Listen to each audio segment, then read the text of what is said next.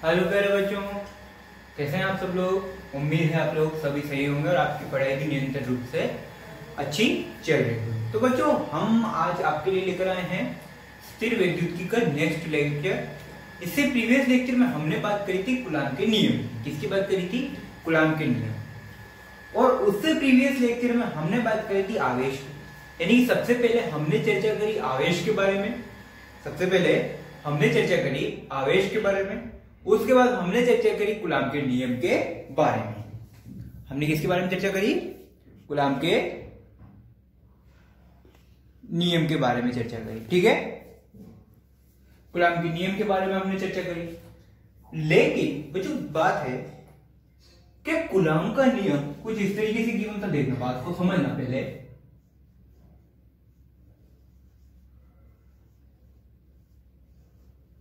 क्या कुछ इस तरीके से कूलाम का नियम गिवन था? बिल्कुल था सर। अच्छा, कहीं ना कहीं आपने 11th क्लास में गुरुत्वाकर्षण बल पढ़ा था, क्या वो भी कुछ इस तरीके से पढ़ा था? 11th क्लास में आपने गुरुत्वाकर्षण नियम को गुरुत्वाकर्षण बल के बारे में पढ़ा था, तो क्या गुरुत्वाकर्षण बल भी कुछ इस तरीके से दिया गया था? क्या दोनों बल लगभग लगभग बराबर समान रूप से दिखाई दे रहे हैं? आवेश की जगह पर यहाँ द्रव्यमान है, के की जगह जी है, बाकी तो सेम है। आवेश की जगह क्या है? द्रव्यमान है। क्यों? यहां आवेश है तो इसलिए ये विद्युत बल, आवेश है तो ये विद्युत बल। और अगर यहां पे द्रव्यमान है इसलिए ये गुरुत्वाकर्षण बल हो गया। लेकिन क्या दोनों बल समान है? बिल्कुल समान है। तो बच्चों, इन दोनों बलों में, विद्युत बल और गुरुत्वाकर्षण बल में कुछ समानताएं भी हैं और कुछ असमानताएं भी हैं। समानताएं क्या है? क्या दोनों दूरी के वर्ग के व्युत्क्रमानुपाती है? क्या दोनों दूरी के वर्ग के व्युत्क्रमानुपाती हैं? F is directly proportional to 1/r²। यहां पर भी अगर निकालू तो F is directly proportional to 1/r²। तो अगर समानता की बात करूं,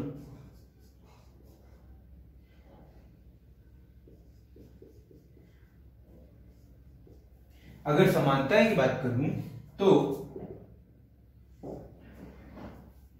दोनों क्या है? व्युत्क्रम नियम का पालन करते हैं। दोनों बल क्या करते हैं? दोनों बल व्युत्क्रम नियम का, इंग्लिश में बोलते हैं इसको इनवर्स लो। इंग्लिश में क्या बोलते हैं? इनवर्स लो। इनवर्स लो का पालन करते हैं। ठीक है, यानी कि दोनों नियम यहां पे क्या करते हैं? व्युत्क्रम नियम का भरपूर पालन करते हैं। अच्छा, क्या इन दोनों में कुछ असमानताएं भी होगी? बिल्कुल होगी। वो क्या? यहां पे लिख देता हूं इसकी।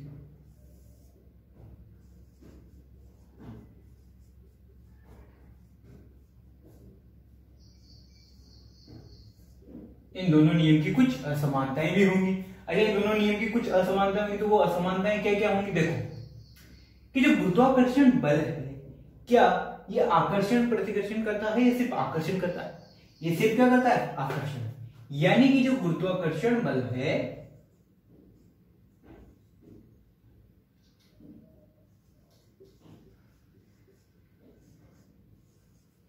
केवल और केवल क्या शो करता है? केवल आकर्षण बल है। क्या है?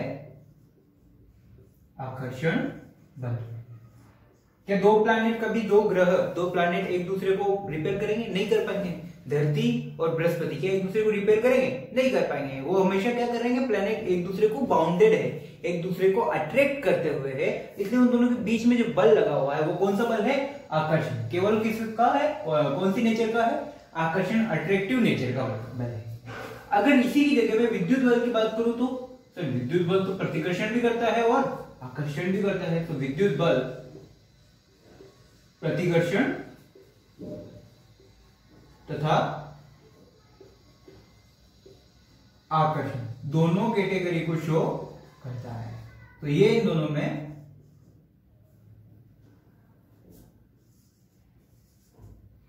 तो विद्युत बल क्या शो करता है? प्रतिकर्षण भी शो करेगा और आकर्षण भी शो करेगा। लेकिन उसी के अपोजिट गुरुत्वाकर्षण बल क्या करेगा, ओनली ऑन अट्रैक्टिव नेचर, यानी कि आकर्षण प्रकृति को अपनी शो करेगा। ठीक है, ये है गुरुत्वाकर्षण बल और विद्युत बल में समानताएं और असमानताएं, क्योंकि ये दोनों बल मैंने पढ़े हुए हैं। मैंने 11वीं क्लास में गुरुत्वाकर्षण बल भी पढ़ा। सर 11वीं की बात आप करो मत, 11वीं में मैंने पढ़ाई नहीं करी, तो बच्चों वो आपकी गलती है। बात करते हैं अगर 12वीं की, तो मैंने यहाँ पर विद्युत बल तो पढ़ लिया। अब अगर विद्युत बल पढ़ लिया है तो विद्युत बल और गुरुत्वाकर्षण बल जो दोनों समान रूप से बल हैं, उन समान बलों में क्या क्या समानताएं हैं और क्या क्या असमानता है वो मैं लिख चुका हूं। ओके बात। अब बात करते हैं एक क्वेश्चन की। ठीक है, अब एक प्रश्न की बात कर लेते हैं। एक और बात, अच्छा बच्चों, क्या विद्युत बल, एक चीज जो मैं लिखना भूल गया, क्या विद्युत बल माध्यम पर निर्भर करता है? बिल्कुल करता है। आपने सब मुझे फॉर्मूला में एप्सिलॉन नॉट लिखवाया था, और एक साथ में के भी लिखवाया था। ये दोनों किसके लिए शो कर रहे हैं? माध्यम के लिए। लेकिन क्या गुरुत्वाकर्षण बल माध्यम पर निर्भर करता है? नहीं करता। गुरुत्वाकर्षण बल पर कोई माध्यम काम नहीं करता, क्योंकि गुरुत्वाकर्षण बल पूरे स्पेस में, पूरे यूनिवर्सिटी में सेम है। ठीक है, पूरे अंतरिक्ष में, पूरे ब्रह्मांड में गुरुत्वाकर्षण बल सेम है। ठीक है, इसी दो प्लैनेट को अगर किस स्पेस में लेकर आओ तो भी उनके बीच में वही गुरुत्वाकर्षण बल लगेगा जो उसके किसी माध्यम में लेके आने पर लगेगा। ठीक है, आप चाहे निर्वात में गुरुत्वाकर्षण बल लगाओ, आप चाहे उन दो प्लैनेट के लिए आप किसी माध्यम में लेके जाओ, वहां बल लगाओ, तो भी कोई डिफेक्ट पड़ने वाला नहीं है। लेकिन विद्युत बल किस पे डिपेंड करता है? माध्यम पर। मैंने आपको लिखवाया था माध्यम की पारगम्यता, एप्सिलॉन नॉट 8.3 समथिंग कुछ वैल्यूज की लिखी थी हमने, याद है?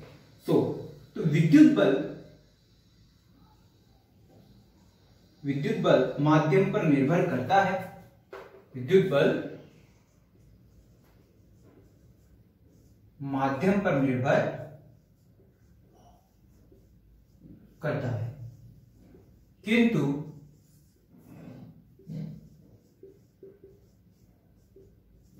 गुरुत्वाकर्षण बल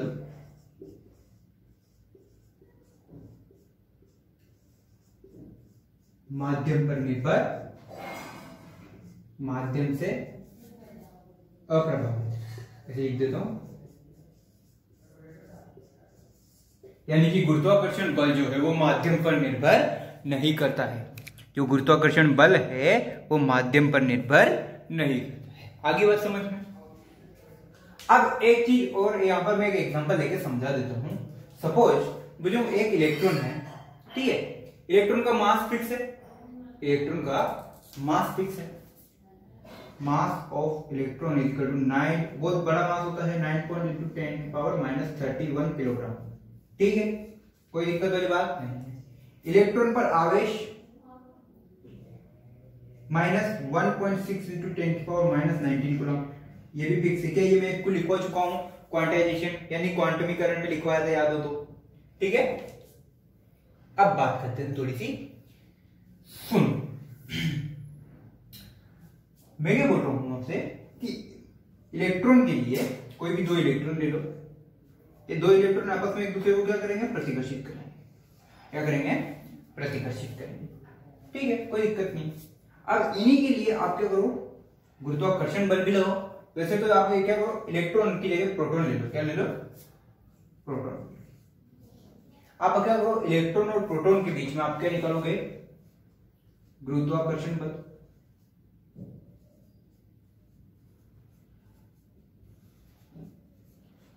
दूसरा विद्युत बल। इलेक्ट्रॉन और बीच प्रोटॉन एक आवेश, दो आवेश है, और उन दोनों आवेश के बीच में विद्युत बल लगेगा। और इलेक्ट्रॉन प्रोटॉन कुछ द्रव्यमान भी रखते हैं, तो द्रव्यमान रखते हैं तो गुरुत्वाकर्षण बल भी लगेगा। तो ये दोनों बल निकालो और इन दोनों बल में संबंध बताओ, कौन सा बल ज्यादा है, कौन सा बल कम है, कौन सा बल ज्यादा है और कौन सा बल कम है। एक चीज और देना भूल गया बच्चों आपको, mass of proton. Mass of proton होता है 1.6 × 10⁻27 kg। ठीक है, इलेक्ट्रॉन का मास दे दिया मैंने 9.1 × 10⁻31 kg। प्रोटॉन का मास दे दिया मैंने आपको 1.6 × 10⁻31। आवेश दोनों पर बराबर होगा। इलेक्ट्रॉन पर होगा -1.6 × 10⁻19 कूलम और प्रोटॉन के लिए माइनस की जगह प्लस कर दो, बाकी आंसर सेम। तो पहले विद्युत बल निकालो, फिर गुरुत्वाकर्षण बल, और इन दोनों का रेशियो निकालते हैं। तो करें, चलो कर लेते हैं इसको अपन। आपसे होगा या नहीं होगा, ठीक है, यहां करते हैं। अब पता लग जाएगा कि कौन सा बल की पावर ज्यादा है, कौन से बल की पावर कम है, वो हमें यहां पे पता इजीली लग जाएगा। अच्छा बच्चों देखो, विद्युत बल की बात करता हूं, F electric, E for electric, electron नहीं, ये से लिख देता हूं, कैपिटल E। कैपिटल E बोले तो इलेक्ट्रोस्टैटिक फोर्स, इलेक्ट्रोस्टैटिक फोर्स के Q1 Q2 upon R square, ठीक है, के Q1 Q2 upon R square. इधर मुझे लगाना है gravitational force F G M1 M2 upon R square. यहां पे रखा हुआ है बच्चों मेरा एक इलेक्ट्रॉन, और यहां पे रखा हुआ है प्रोटॉन, इलेक्ट्रॉन और प्रोटॉन। क्या इन दोनों के बीच की दूरी फिक्स है? बिल्कुल फिक्स है, R ले ली मैंने। इन दोनों का मास आपको दे दिया, इन दोनों पर आवेश भी आपको दे चुका है, ठीक है। सो अब अगर मैं ऐसे लिखूं, Fe upon Fg is equal to K Q1 Q2 upon R square बटे ग्रेविटेशनल फॉर्मूला लिख दो G M1 M2 upon R square cut. Final क्या लिखोगे?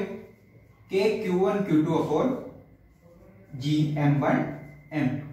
इस तरीके से लिख सकते हैं, बिल्कुल। मतलब मुझे क्या निकालना था? इन दोनों का रेशियो निकालना था, मैं इन दोनों का रेशियो निकालना था। F अपॉन F G के Q1 Q2 upon G M1 M2, ये मैंने निकाल लिया, ठीक है, निकाल लिया, कोई दिक्कत वाली बात नहीं। अब आगे चलते थोड़ा सा,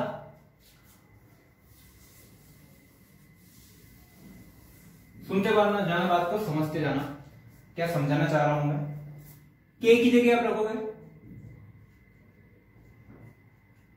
प्रीवियस लेक्चर में जाकर के की वैल्यू 9 × 10 की पावर 9 लिखवाई थी मैंने, याद हो तो, इंटू Q1 माना इलेक्ट्रॉन पर आवेश कितना है?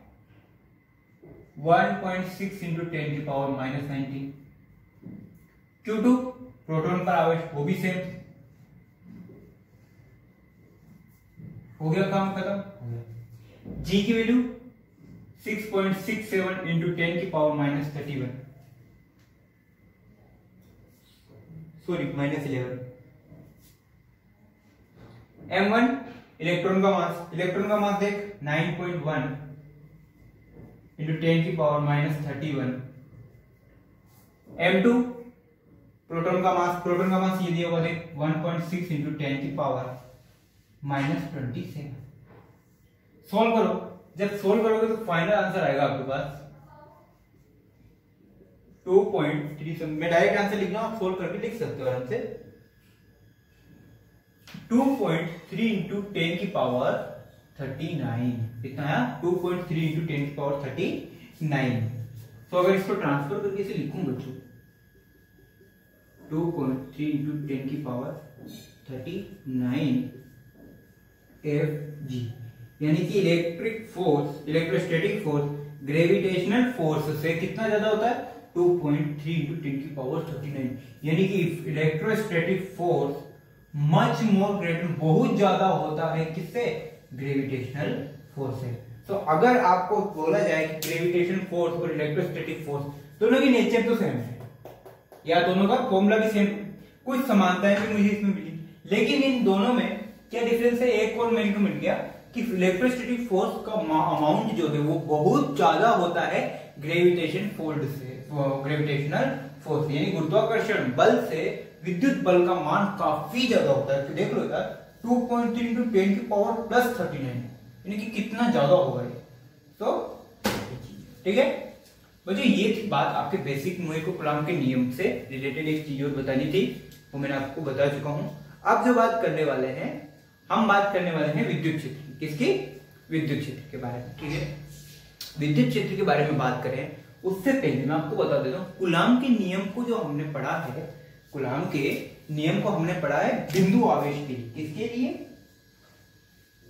बिंदु आवेशों के लिए। किसके लिए पढ़ा?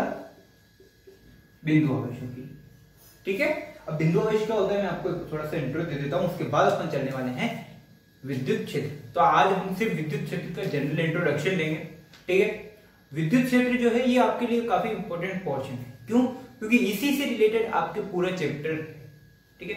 तो जहां मैंने कूलाम के नियम में आप कम न्यूमेरिकल करवाए हैं, अंकित प्रश्न काफी कम हल करवाए हैं, तो अब मैं क्या करूंगा, विद्युत क्षेत्र से रिलेटेड जितने भी क्वेश्चन आएंगे वो सब किससे रिलेटेड भी हैं, मतलब जो पोर्शन जो क्वेश्चन हमने वहां सोल्व किए कूलाम के नियम में, सेम क्वेश्चन हम कहां सोल्व कर सकते हैं, विद्युत क्षेत्र में। तो हम क्या करेंगे, यहाँ पर उन क्वेश्चन को सोल्व करेंगे जिसमें हम विद्युत बल भी निकालना सीखेंगे और उसके साथ साथ विद्युत क्षेत्र भी निकालना सीखेंगे। तो पहले तो आपको ये पता होना चाहिए कि विद्युत क्षेत्र और विद्युत बल में आपस में रिलेशन क्या है, क्या दोनों एक दूसरे से संबंधित हैं, और अगर संबंधित है तो किस तरीके से संबंधित है, वो सारी चीजें हमें आज देखने को मिलेगी।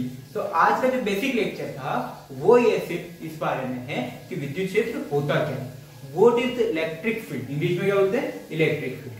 तो आज हम सिर्फ और सिर्फ उसी के बारे में चर्चा करने वाले हैं। तब तक आप इस क्वालिफिकेशन को कॉपी कीजिए।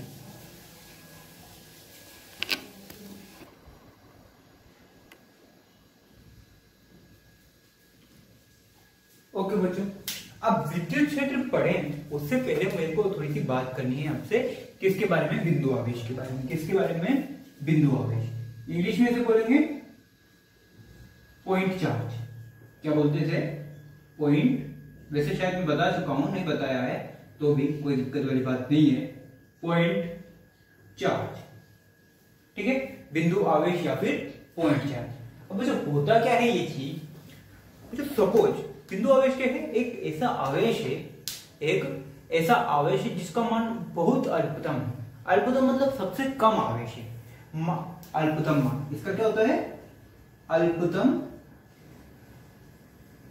मान, यानी कि इसका जो आवेश का मान है, जो कूलाम में इसकी वैल्यू है वो बहुत कम होती है, बहुत कम में, और इसको लिखते हैं क्यू नॉट। किसे लिखते हैं, क्यू नॉट, ठीक है। तो जो होगा क्या, सपोज, अच्छा सुनो आपको, मेरे पास अभी एक फुटबॉल है, कि मेरी ये जो फुटबॉल है बिंदु आवेश हो सकती है, नहीं हो सकती। लेकिन मैं क्या करता हूँ, इसी फुटबॉल और एक और विद्यार्थी के साथ में सेम साइज की मैं फुटबॉल दे देता हूँ और उसको बिल्कुल स्ट्रेट कहीं दूर जाके मैं भेज देता हूँ। मान लो उसको मैं 500 मीटर दूर भेज दिया, कहाँ दे दिया, या 500 क्या 1000 200 किलोमीटर दूर भेज दिया, काफी दूर है हम दोनों के बीच की डिस्टेंस।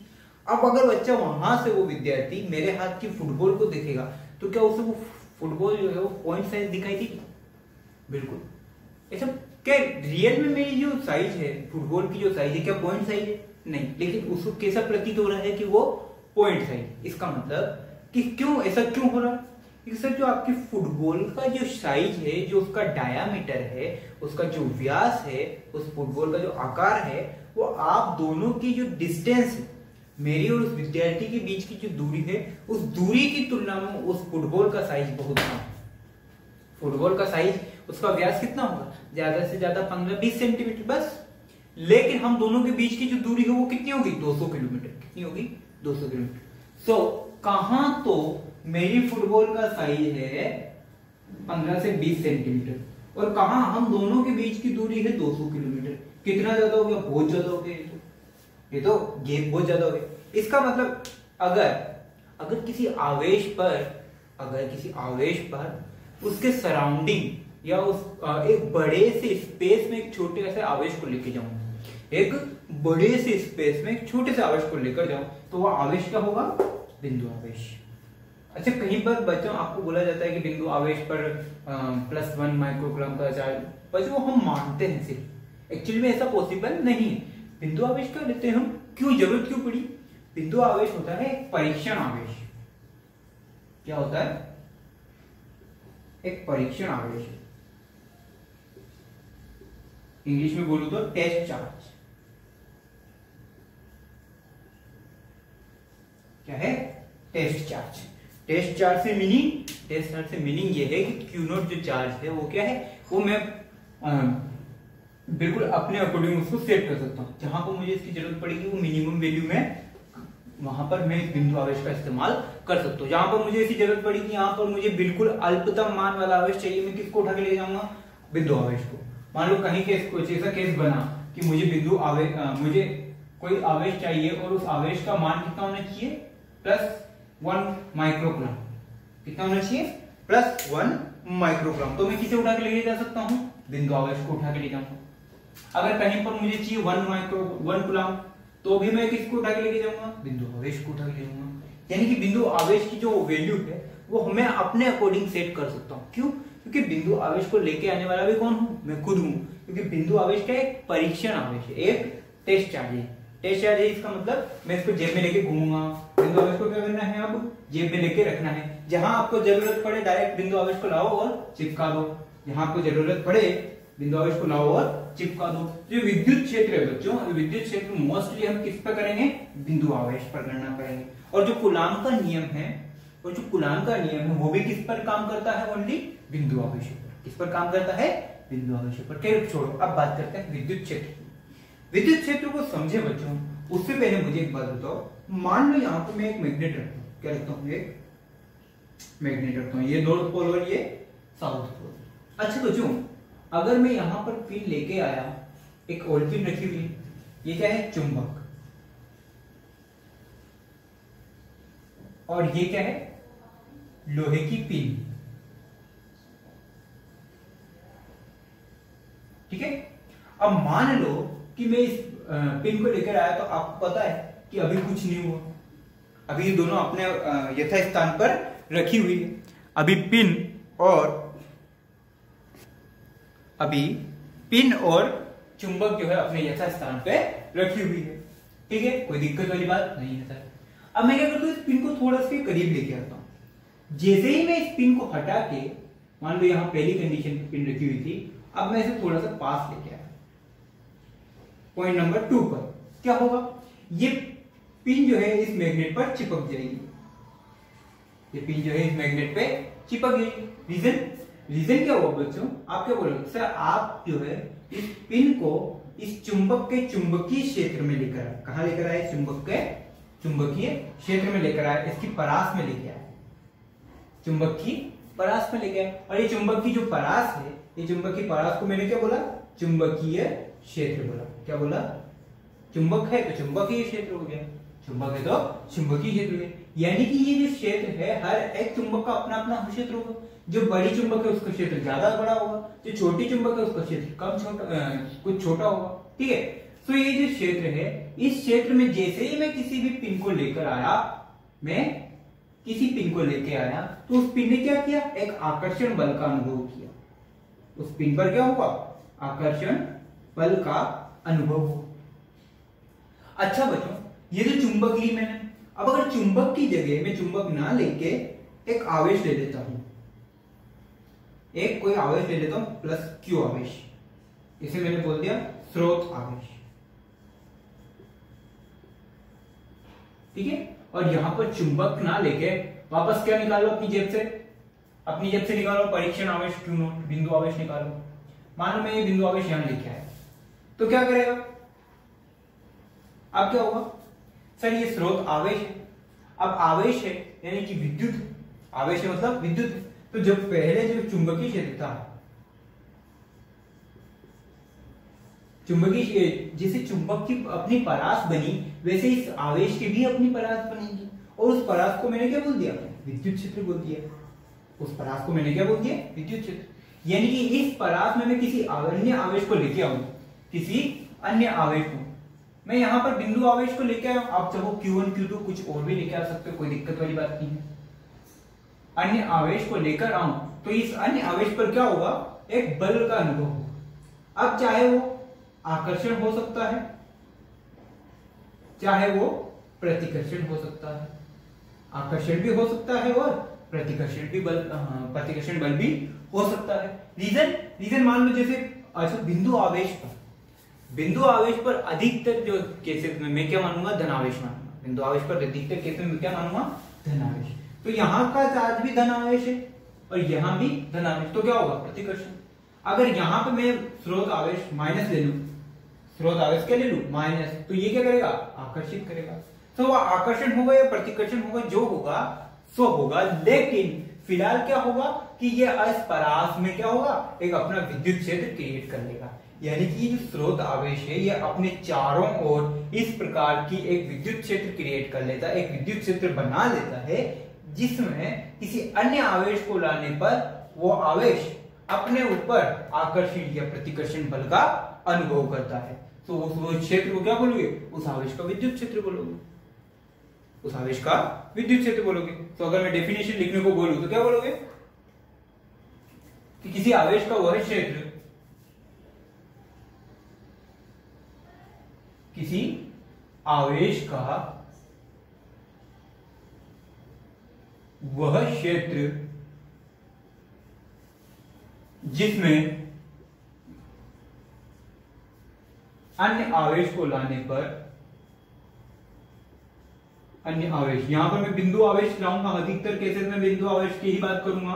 अन्य आवेश को लाने पर वह आकर्षण अथवा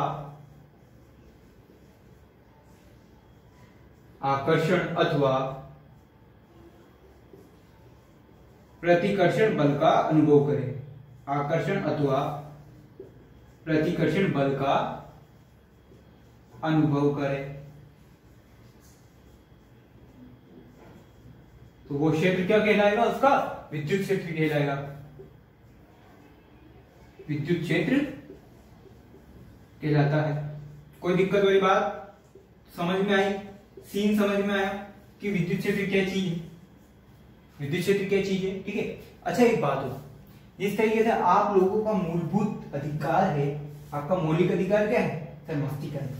तो आप सब कुछ छोड़ सकते हो लेकिन मस्ती करना नहीं छोड़ सकते। उसी प्रकार से जो विद्युत क्षेत्र है, जो विद्युत क्षेत्र है वो हर आवेश का मौलिक गुण है। आवेश का क्या है? मौलिक गुण है। अर्थात ये कि आवेश एक बार सब कुछ छोड़ सकता है लेकिन विद्युत क्षेत्र बनाना नहीं छोड़ेगा। जहां आवेश आएगा उसके साथ साथ विद्युत क्षेत्र भी आएगा। ठीक है बात? ये बात ध्यान रखना कि विद्युत आवेश जो है वो सब कुछ छोड़ सकता है लेकिन कभी भी अपना विद्युत क्षेत्र बनाना नहीं छोड़ेगा। वो चाहे प्लस बनाए, माइनस बनाए, आकर्षण करे, प्रतिकर्षण करे, जो चाहे वो करे, लेकिन वो अपने साथ में अपने आसपास विद्युत क्षेत्र जरूर बनाएगा। विद्युत क्षेत्र बनाना आवेश का अपना एक मौलिक गुण है। ठीक है बच्चों? तो ये बात हुई आपकी जनरल विद्युत क्षेत्र की। क्या आपको सीन क्लियर है? यानी कि आवेश का अपने चारों तरफ एक परास का आवेश के चारों ओर एक परास का बनना, जिस परास में किसी अन्य आवेश को लेकर आने पर उस अन्य आवेश पर आकर्षण या प्रतिकर्षण लगे, उसको क्या बोलेंगे? उस आवेश का विद्युत क्षेत्र। और जो आवेश ऐसा कर रहा है उसको मैंने स्रोत आवेश बोल दिया। जहां से भी विद्युत क्षेत्र निकल रहा है उस आवेश को मैंने क्या बोल दिया? स्रोत आवेश बोल दिया। कोई दिक्कत वाली बात नहीं है। वैसे विद्युत क्षेत्र को डिनोट करने के लिए, रिप्रेजेंट करने के लिए किसका इस्तेमाल करते हैं? विद्युत क्षेत्र रेखाएं। किसका इस्तेमाल करते हैं? विद्युत क्षेत्र रेखाएं या विद्युत बल रेखाएं। वो इस चैप्टर के, इस टॉपिक का नेक्स्ट टॉपिक है, उसे भी मैं पढ़ाऊंगा। फिलहाल हम विद्युत बल रेखाएं यहाँ पे नहीं बनाई है मैंने, वहां बनानी पड़ती है। ठीक है। विद्युत क्षेत्र को डिनोट ही किससे किया जाता है? बल रेखाओं से। तो वो मैंने अभी आपको नहीं बनाई है, वो मैं आपको नेक्स्ट टॉपिक में थोड़ा सा समझा के डीप में, कैसे कहां से निकलती है, प्लस में क्या होता है, माइनस में क्या होता है, वो डीपली समझा के मैं आपको वहां पे बताऊंगा। ठीक है। यहां तक कॉपी करो इसकी डेफिनेशन।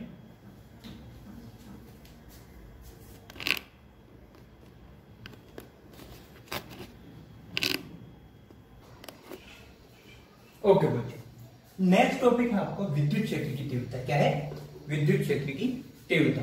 बच्चों, विद्युत क्षेत्र की तीव्रता क्या चीज होती है और उससे रिलेटेड कैसे काम करते हैं, क्या ये विद्युत क्षेत्र से किस तरीके से संबंधित है, ठीक है, वो सब चीज हम देखने वाले हैं। तो बच्चों, विद्युत क्षेत्र की तीव्रता में होगा क्या? मान लो, सुनना बात को ध्यान से, कि इस तरीके से मैंने आपके पास अभी बनाया विद्युत क्षेत्र, बनाया सर, बिल्कुल बनाया। और यहां पर मैंने एक आवेश रख दिया, इस बार रखता हूं माइनस क्यू आवेश ही रख लेता हूं। ठीक है। अब बच्चों ये क्या करेगा, यहां पर क्यू नोट आवेश लेकर आए, ये क्या लेके आए? बिंदु आवेश लेके आए, बिंदु आवेश। बच्चों, मैं अधिकतर बात किसकी करूंगा? बिंदु आवेश की। मतलब ऐसा जरूरी नहीं है आप बिंदु आवेश को ही लेके आओ, बड़े आवेश को भी ले आ सकते हो, लेकिन फिर वो कुछ इसके विद्युत क्षेत्र पर प्रभाव डालेगा और मैं नहीं चाहता कि इसके विद्युत क्षेत्र पर प्रभाव पड़े, इसलिए मैं बिंदु आवेश का इस्तेमाल करता हूं। अगर आपको डर नहीं है कि मेरे को जो है माइनस क्यू और ये जो स्रोत आवेश है, ये जो स्रोत आवेश है, इसके विद्युत क्षेत्र पर कोई प्रभाव पड़े, तो आप बड़े आवेश को भी लेके आ सकते हो, पर फिलहाल मैं किसको इस्तेमाल कर रहा हूं, क्यू नॉट आवेश। अच्छा बच्चों सुना बात को, यहां पर मैं अलग अलग पॉइंट बना देता हूं, फर्स्ट, सेकेंड, थर्ड और ये वाला पॉइंट। अच्छा हर एक पॉइंट पर समान विद्युत क्षेत्र होगा या समान विद्युत बल लग रहा होगा या अलग अलग लग रहा होगा। यहां इन दोनों के बीच में जब फोर्थ पे था तो कितना था, क्योंकि विद्युत बल का फॉर्मूला क्या है, K Q nought Q upon R square. Q क्या है, स्रोत आवेश, क्यू नॉट क्या है, बिंदु आवेश। क्या दो आवेशों के मध्य लगने वाला बल कुछ इस तरीके से दिया जाता है, बिल्कुल यही है सर। अब जो अब फोर्स किस पे डिपेंड कर रहा है, दूरी पर, इन दोनों आवेशों की मध्य की दूरी पर निर्भर कर रहा है। अगर ऐसा है तो यहां पर आवेश फोर्थ नंबर पॉइंट पर आवेश जो विद्युत बल है वो बहुत कम होगा। जैसे जैसे ये बिंदु आवेश इस आवेश के पास, स्रोत आवेश के पास आता जाएगा, वैसे वैसे क्या ये जो विद्युत बल है इसका मान बढ़ता जाएगा। थर्ड नंबर पर थोड़ा और ज्यादा फोर्स लगेगा, सेकंड नंबर पर आएगा जब ये बिंदु आवेश यहां पर आएगा तो कुछ और ज्यादा अमाउंट ऑफ फोर्स लगेगा। जब ये बिंदु आवेश क्यू नॉट पॉइंट नंबर 1 पर आ चुका होगा तब और कुछ ज्यादा विद्युत बल लग रहा होगा। यानी कि जो विद्युत बल है वो किस पे निर्भर कर रहा है, दूरी पर। जैसे जैसे बच्चों दूरी कम होती जा रही है वैसे वैसे बल भी बढ़ता जा रहा है। ये तो बात हुई बल की। अच्छा बच्चों अगर मैं बात करूं, ये तो किसकी बात हुई, क्यू नॉट बल की, क्यू नॉट आवेश पर लगने वाले बल की। लेकिन अगर मैं बात करूं एकांक आवेश पर लग रहा बल, किस पर, एकांक आवेश। अगर मैं बात करता हूं क्यू नॉट आवेश पर कितना लग रहा बल है, क्यू नॉट आवेश पर लग रहा कुल बल कितना है भाई, अरे बोलो यार कितना है, एफ वेक्टर। कितना है, एफ वेक्टर, ये जो गिवन बिल्कुल। अगर क्यू नॉट आवेश पर लग रहा कुल बल एफ नॉट है, यानी कि ये जो क्यू नॉट है इस पर कितना बल लग रहा है, एफ वेक्टर। सो एकांक आवेश या इकाई आवेश पर, इसे मैंने बोल दिया इकाई आवेश पर लग रहा बल कितना हो जाएगा, कितना हो जाएगा, एफ अपॉन क्यू नॉट। कितना हो जाएगा, एफ अपॉन क्यू नॉट। अरे भाई 5 पेन 25 रुपए के, तो एक पेन कितने का, 25/5। भाई 5 पेन 25 रुपए के, तो एक पेन कितने का, 25/5। सेम केस क्यू नॉट आवेश पर टोटल फोर्स एफ वेक्टर है, तो इकाई आवेश पर लग रहा बल कितना होगा, F upon Q not. Same case. अच्छा सर ये जरूरत क्यों पड़ी, ये मैं कहना चाह रहा हूं कि मुझे जो हर एक बिंदु पर इकाई आवेश के लिए बल निकालना है, मुझे बिंदु आवेश से कोई लेना देना नहीं है। इकाई आवेश पर जो बल है वो किसके इक्वल है, विद्युत क्षेत्र की तीव्रता का। तो विद्युत क्षेत्र की तीव्रता, अगर बात करूं विद्युत क्षेत्र की तीव्रता किसके इक्वल होगी, इकाई आवेश पर लग रहे बल के इक्वल होगी। बोले तो F vector upon Q not. यानी कि हर एक पॉइंट पर क्या निकलेगी, ई वेक्टर। क्या निकलेगी, ई वेक्टर। आई बात समझ में। यानी कि क्यू नॉट पर लग रहा कुल बल तो कितना है, एफ वेक्टर। लेकिन अगर इकाई आवेश की बात करूं तो कितना बल लग रहा होगा, एफ अपॉन क्यू नॉट। सो इकाई आवेश पर लग रहा बल किसके इक्वल होता है, विद्युत क्षेत्र की तीव्रता। विद्युत क्षेत्र की तीव्रता के इक्वल होता है। आई बात समझ में। तो विद्युत क्षेत्र की तीव्रता किसके इक्वल होती है, अगर डेफिनेशन पूछे तो, कि इकाई आवेश पर या एकांक आवेश पर, एकांक की डेफिनेशन किसे दी जाती है, एकांक आवेश पर लग रहा बल किसके इक्वल होता है, बल विद्युत क्षेत्र की तीव्रता के तुल्य होता है। विद्युत क्षेत्र की तीव्रता के तुल्य होता है। और इस केस में क्या होगा बच्चों, E vector on fourth point सबसे ज्यादा हो गया, सबसे कम, यहां पर सबसे कम होगी। E3 पे उससे ज्यादा होगी, E2 पे उससे ज्यादा होगी और E1 से सबसे ज्यादा होगी। सबसे ज्यादा कहां होगी? E1 पे। सबसे ज्यादा कहां होगी? E1 पे। तो विद्युत क्षेत्र की तीव्रता का फॉर्मूला क्या है? E vector is equal to F vector upon Q nought. ठीक है सर, कोई दिक्कत नहीं। अच्छा मुझे F वेक्टर का फॉर्मूला तो ये है कि Q naught upon R square, के E vector is equal to F upon Q naught. और F का फॉर्मूला क्या लिखा था आपने? K Q naught upon Q upon R square और divided by Q naught. F की जगह क्या रख दिया? K Q naught upon R square. अब जब Q नॉट से Q नॉट कटा तो आंसर क्या है? K Q upon R square. तो इलेक्ट्रिक फील्ड का अगर डेफिनेशन फॉर्मूला पूछा जाए तो या तो आप बोलो F अपॉन Q या बोलो K Q upon R square. K Q upon R square. यही बात समझ में? कॉपी करो यहां तक, इसकी थोड़ी सी और बारे में चर्चा की जाएगी। ये तो बात समझ में। विद्युत क्षेत्र की तीव्रता क्या है? तीव्रता बोले तो एकांक आवेश पर लग रहा बल। तीव्रता बोले तो एकांक आवेश पर लग रहा बल। अभी सुनना बात को, कि सुनना बात को, समझना। अब मान लो मैं किसी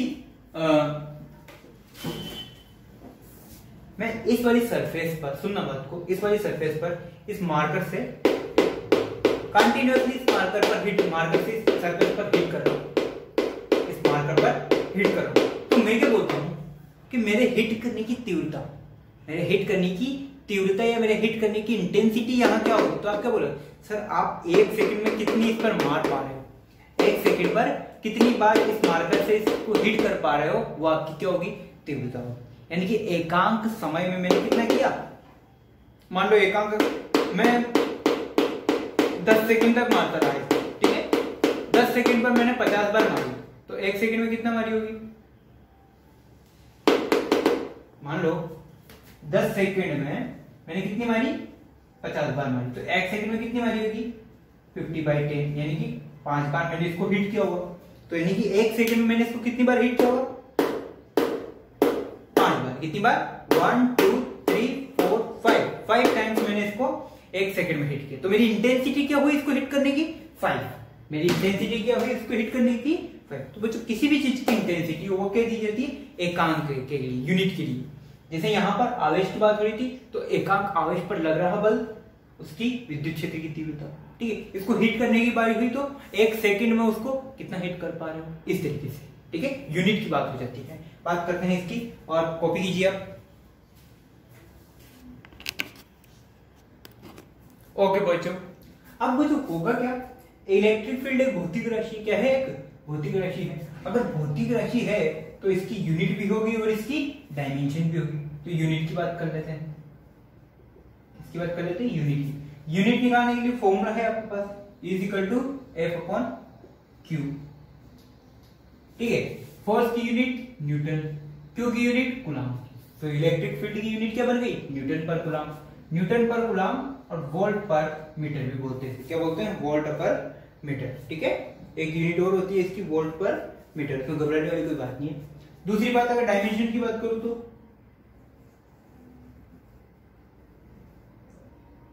यह विमा जिसको बोलते हैं, सॉरी, अगर इसकी विमा निकालने को बोलूं तो आराम से निकाली जा सकती है। कैसे? F/Q। E क्या है? F/Q, बल बटा आवेश, बल बटे आवेश। क्या आपको बल की विमा पता है? बिल्कुल पता है, M1 L1 T-2। क्या आपको आवेश की विमा पता है? बिल्कुल पता है, A1 T1। तो इसको सोल्व करोगे तो आंसर कितना आएगा? M1 L1 T-3 A-1। Electric field की जो विद्युत क्षेत्र की जो विमा है वो क्या है? M1 L1 T-3 A-1। कैसे हुआ? -2 पहले था, ये T1 ऊपर गया कि देखिए क्या बनेगा? T-1। तो -2 -1 क्या बन गया? -3।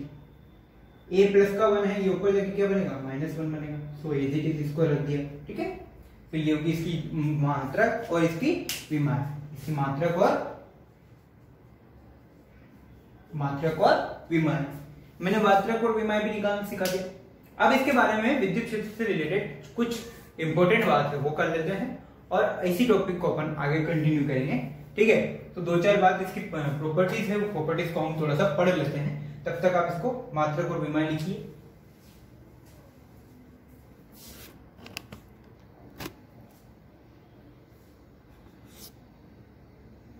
ओके बच्चों, अब बात कर लेते हैं विद्युत क्षेत्र की कुछ गुणों की, कुछ इनकी प्रॉपर्टीज की बात कर लेते हैं कि आगे हमें किन किन बातों का ध्यान रखना है जब हम विद्युत क्षेत्र को लेके बढ़ेंगे। तो पहली बात तो ये है कि विद्युत क्षेत्र की जो तीव्रता है E, वो क्या है, एक संरक्षी क्वांटिटी है, एक संरक्षी राशि है।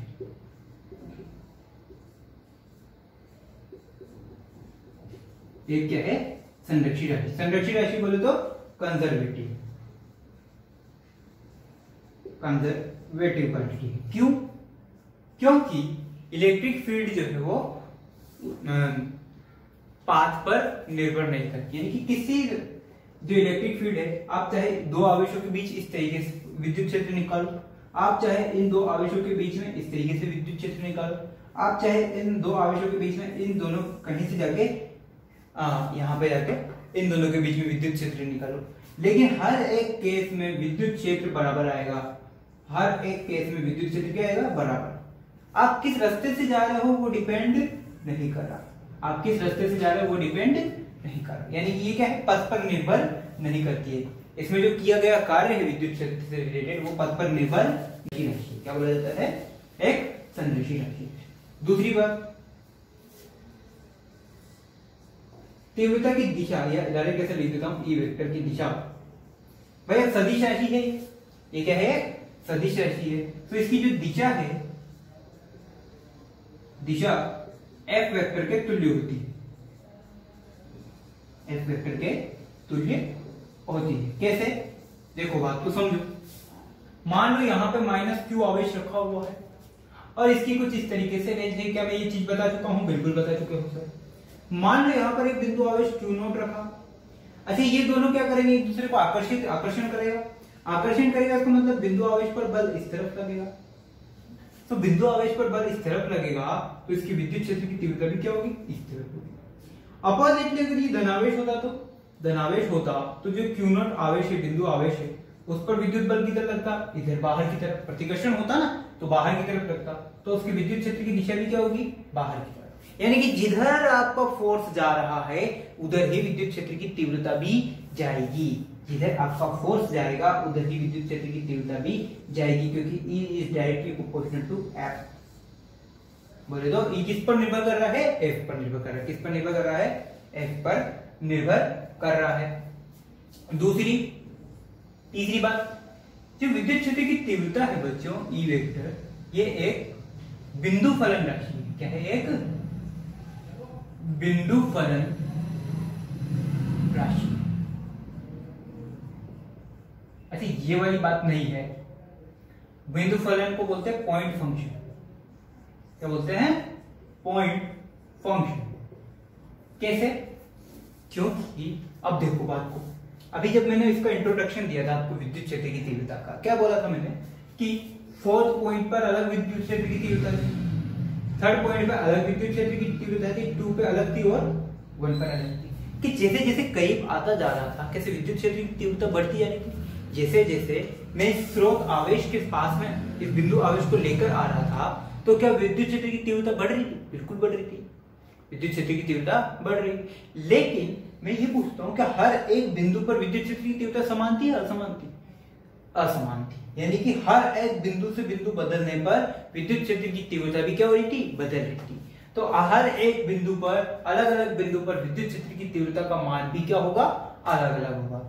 विद्युत क्षेत्र की तीव्रता का मान भी क्या होगा, अलग अलग होगा। इसीलिए इसे बोलते हैं हर एक, मतलब पॉइंट टू पॉइंट ये जो है चेंज होती जाएगी। हर एक पॉइंट पर विद्युत क्षेत्र की जो तीव्रता है वो अपनी वैल्यू को चेंज कर रही है। इस फोर्थ पॉइंट पर कुछ और थी, थर्ड पॉइंट पे कुछ और थी, सेकंड पॉइंट पे कुछ और हुई और फर्स्ट पॉइंट पे कुछ और हो गई। यानी कि बिंदु क्षेत्र की तीव्रता जो है वो हर एक पॉइंट टू पॉइंट जैसे मैं जाता जा रहा हूं आगे, वैसे वैसे वो अपनी क्षेत्र की तीव्रता को बदलता जा रहा है। इसीलिए इसे बोला जाता है ये एक बिंदु फलन राशि, यह एक बिंदु फलन राशि है। ठीक है बच्चों, तो बात होती है बस यहां तक ही। ठीक है, दूसरी बात है, अच्छा एक बात हो, सुनना बात को, एक इंपॉर्टेंट बात और है कि अगर कोई आवेश विद्युत क्षेत्र की तीव्रता में है या विद्युत क्षेत्र में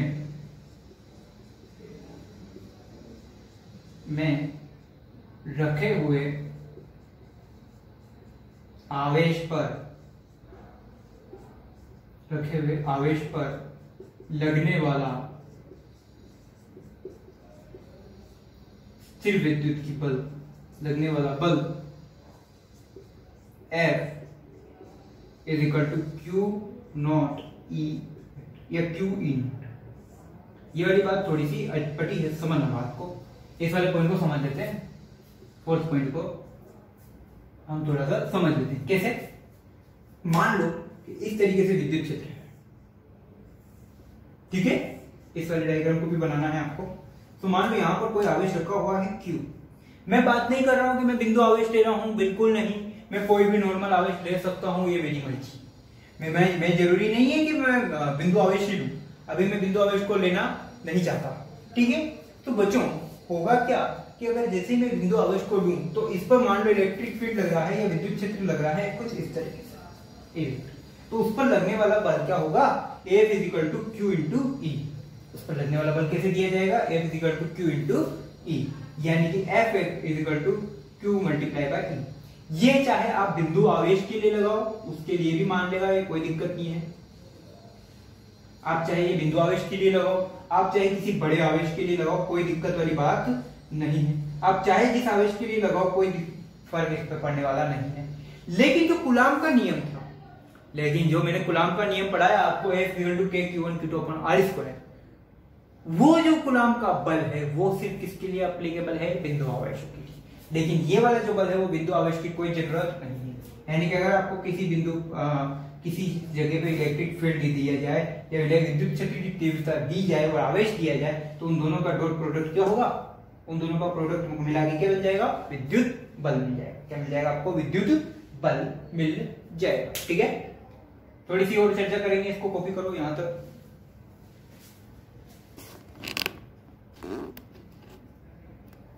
अच्छा बच्चों, कहीं कहीं आपको कुछ इस तरीके से लिखा हुआ भी मिलेगा। अच्छा, मैं क्या चाहता हूं, मैं बिंदु आवेश क्यों लेता हूं? मैं बिंदु आवेश क्यों लेता हूं? बिंदु आवेश लेने के पीछे का रीजन क्या है? बस इतना सा रीजन है कि बिंदु आवेश की वजह से, बिंदु आवेश जो है, इस बिंदु आवेश की वजह से मेरा जो स्रोत आवेश है, इस स्रोत आवेश के विद्युत क्षेत्र पर कोई फर्क ना पड़े। क्योंकि अगर मैंने कोई बड़ा चार्ज दिया, मैंने कोई बड़ा अमाउंट का चार्ज दिया, जैसे मान लो कि इसका 10 कूलाम का चार्ज है, इस आवेश पर स्रोत आवेश का मान क्या है? 10 कूलाम, और इस पर भी 8 कूलाम, तो क्या होगा? तो ये जो बड़ा आवेश है ये इसके विद्युत क्षेत्र को भी क्या करेगा? कम करने का प्रयास करेगा। इसके विद्युत क्षेत्र को भी कम करने का प्रयास करेगा, ठीक है। बराबर नहीं है, लेकिन कुछ हद तक तो बराबर है। मान लो कि ये दोनों आवेश आपस में बराबर नहीं है, लेकिन कुछ हद तक तो ये 8 का लगाएगा तो ये भी 10 का लगाएगा, तो कहीं ना कहीं कुछ तो इफेक्ट करेगा। यानी कि कहीं ना कहीं ये वाला आवेश इस स्रोत आवेश के विद्युत क्षेत्र को डिस्टर्ब करेगा। इस स्रोत आवेश के विद्युत क्षेत्र को क्या करेगा? डिस्टर्ब करेगा। तो ये डिस्टर्ब ना हो, इस स्रोत आवेश का विद्युत क्षेत्र डिस्टर्ब ना हो, इसके लिए मैं क्या करता हूं? इस Q नॉट आवेश को अल्पतम देता हूं। इस Q नॉट आवेश को क्या लेता हूं? अल्पतम। क्या लेता हूं? इसे अल्पतम।